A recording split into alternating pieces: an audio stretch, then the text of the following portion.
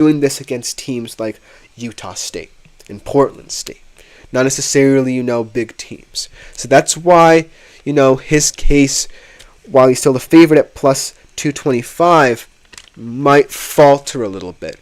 Should he has a game where he's up against a quote-unquote tougher opponent and he doesn't perform to par.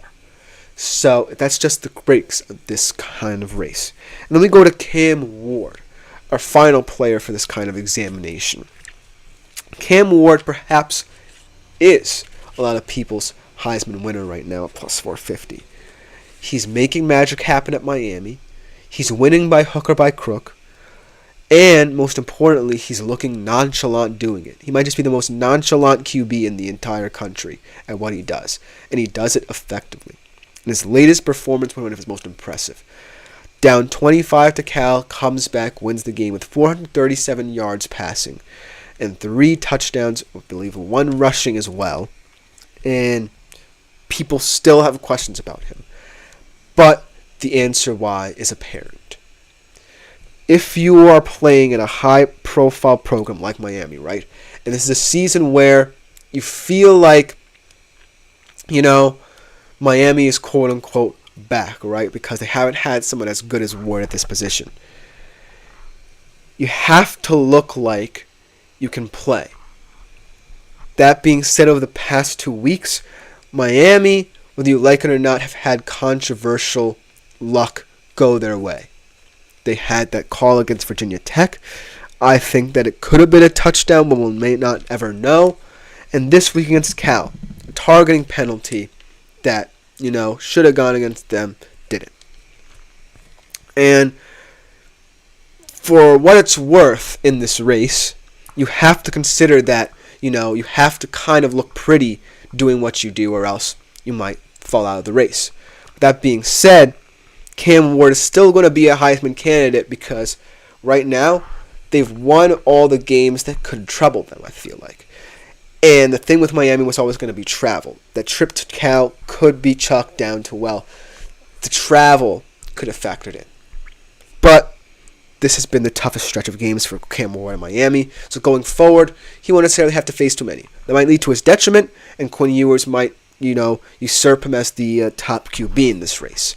But until then, Cam Ward, I feel like, and Ashton Jeanty are my 2 favorites. If I had to pick one, though, it would be Jeanty. But that Boise State-ness kind of comes into play. But we'll be right back after this short break to conclude today's show on the other side of things, giving you some fantasy advice for tonight's game, some start-sit specifically advice for tonight's game. We'll be right back after this short break.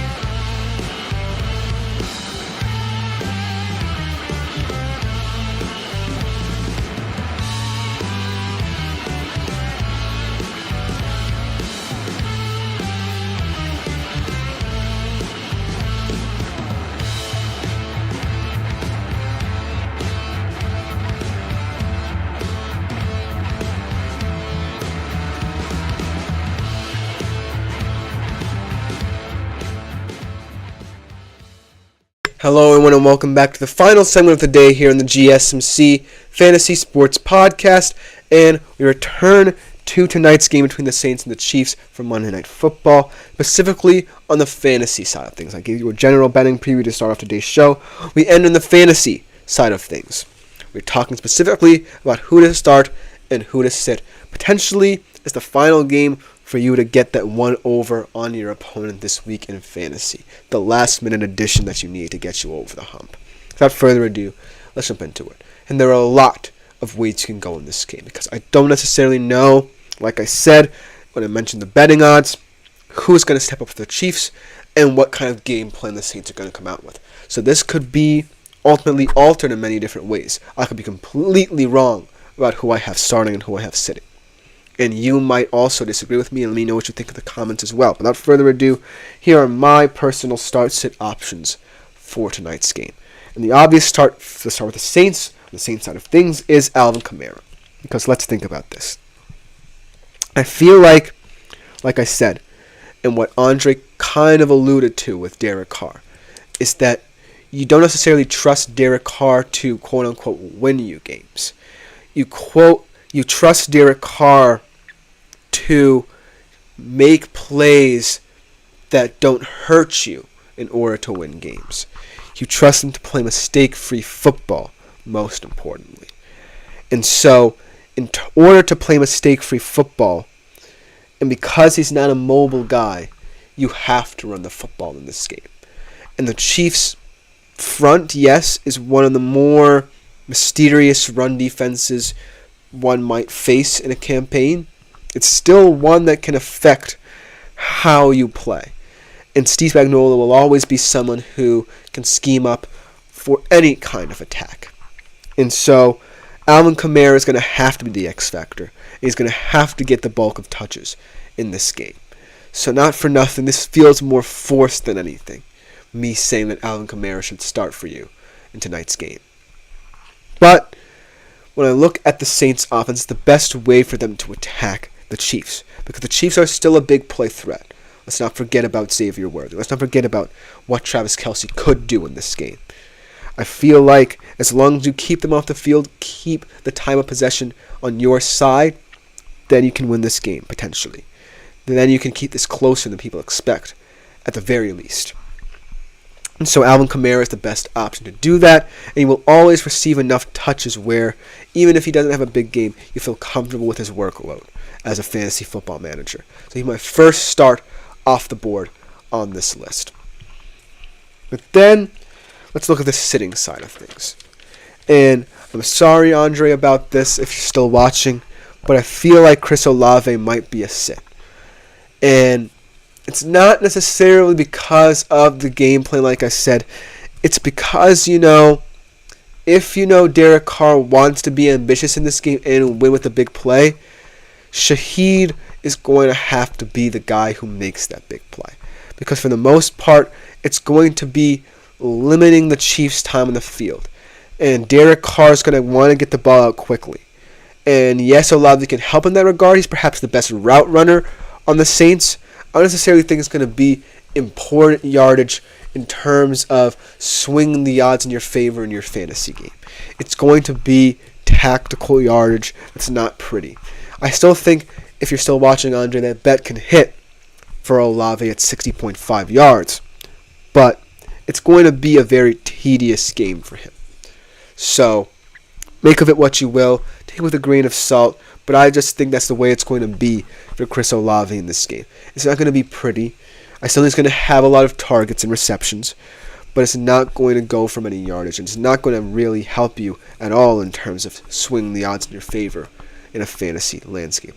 As Sheppy Sweetspot says, it's tough to say a stud like Olave. But I just think that Olave right now is someone who I can't, fully buy into in a Saints offense that week in, week out could have a different game plan, depending on who they face.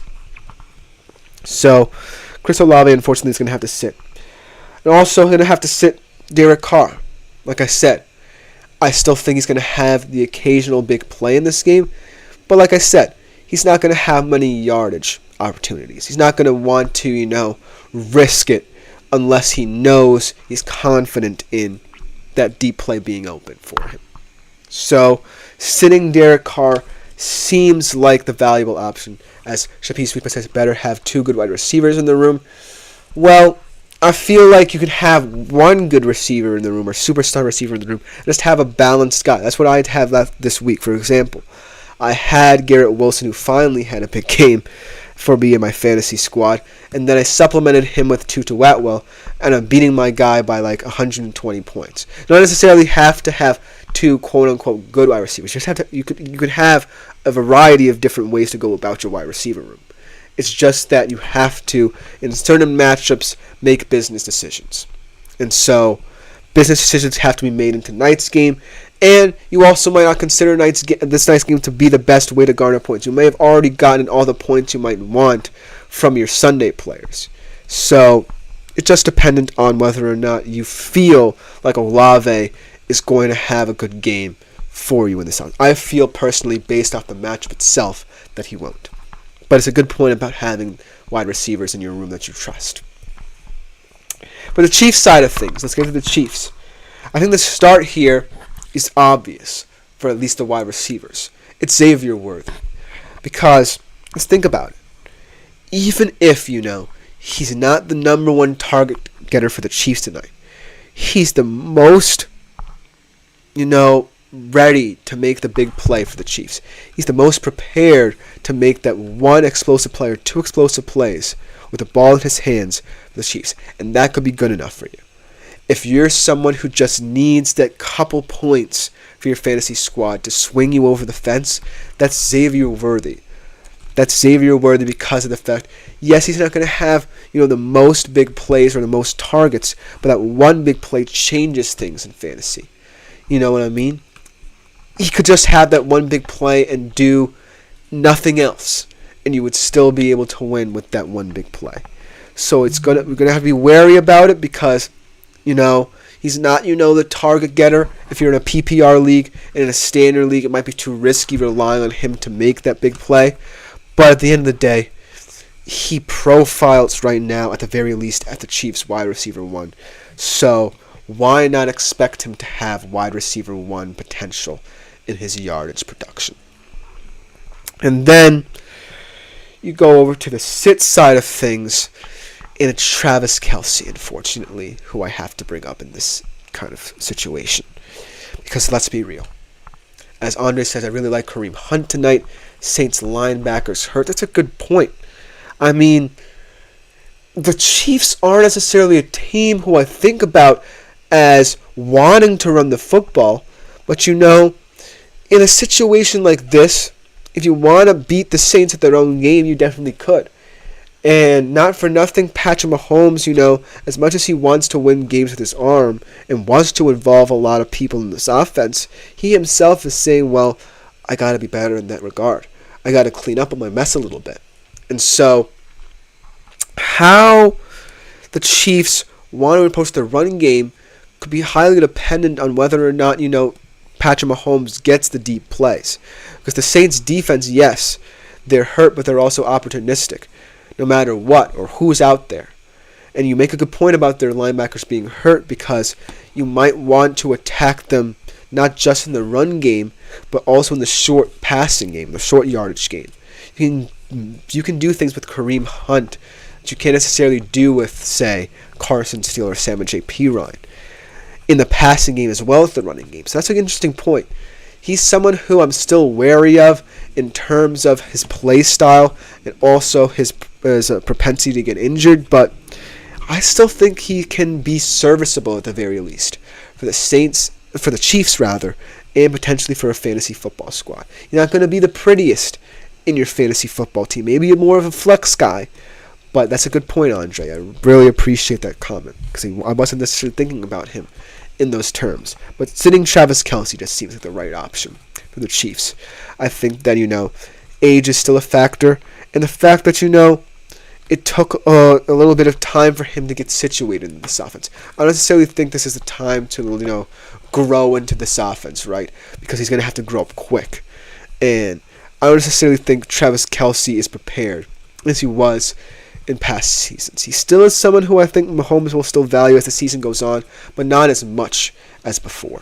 And then the final player who I want to mention in this whole start situation is someone who you might not even have in your fantasy squad. Might want to pick him up on waiver wires if tonight's game goes well for him. And that is Justin Watson. I really like this guy. I really, really like this guy for the Chiefs. A solid route runner. Maybe not playing as many snaps, maybe not running as many routes as other guys in this team, but should get more love for what he does. Always gets open. Kind of the out-of-structure guy from Mahomes. As Andre said, I took Kamara over receiving yards at 34.5. I think that will hit, mainly because I don't know how the Chiefs are going to set up. Do they respect the deep ball? Respect Shaheed's deep threat? Or do the Saints feel like they have an opportunity to chip away at the Chiefs' front here and keep them respectable?